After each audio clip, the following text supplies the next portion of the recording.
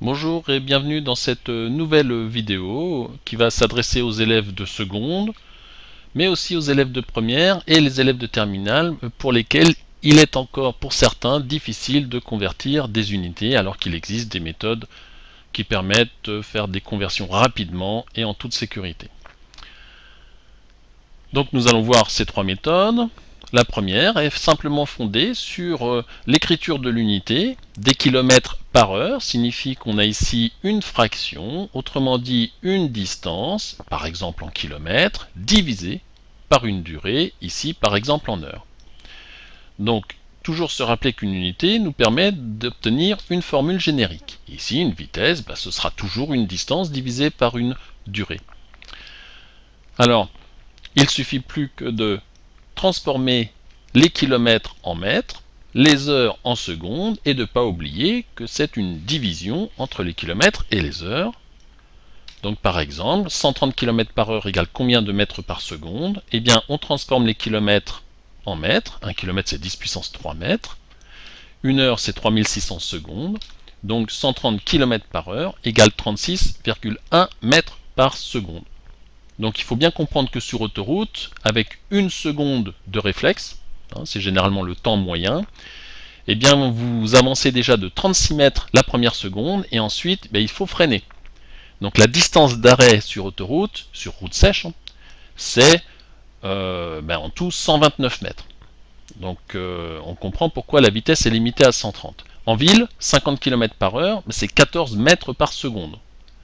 Donc le réflexe 14 mètres, la distance d'arrêt, en général c'est à peu près 28 mètres. Vous comprenez que le piéton n'a aucune chance si vous roulez déjà à 50 km par heure et que vous le voyez trop tardivement.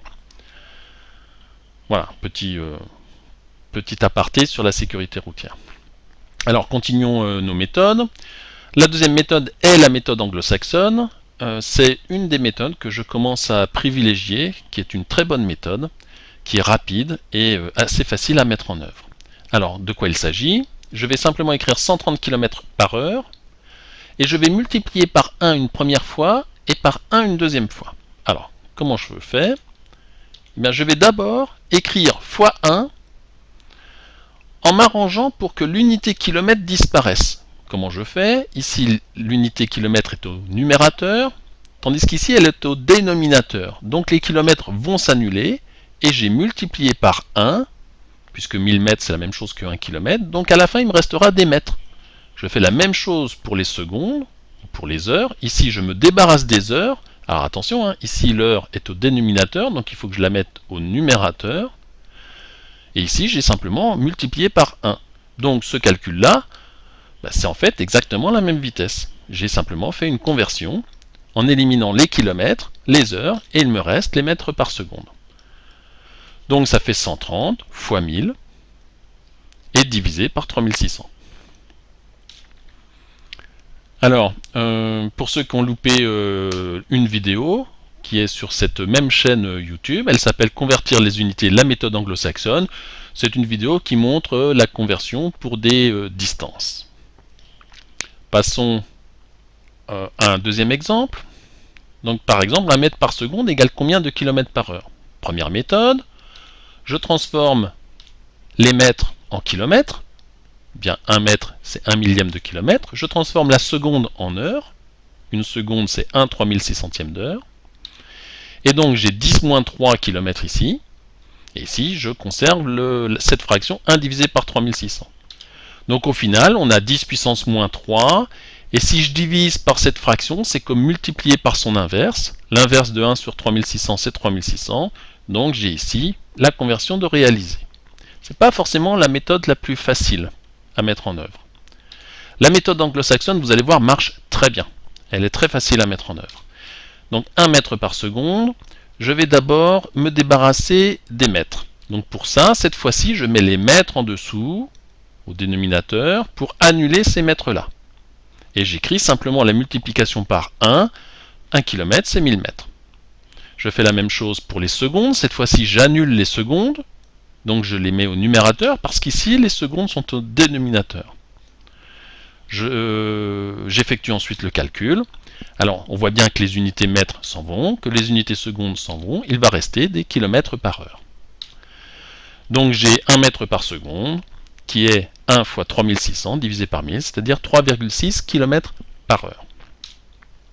Alors, il existe une troisième méthode, mais qui n'est pas applicable pour toutes les conversions. Il suffit de faire un raisonnement de proportionnalité. Si je fais 1 mètre par seconde, combien je vais faire en une heure? En une heure, je vais faire 3600 fois plus. Donc en une heure, j'aurai fait 3600 mètres.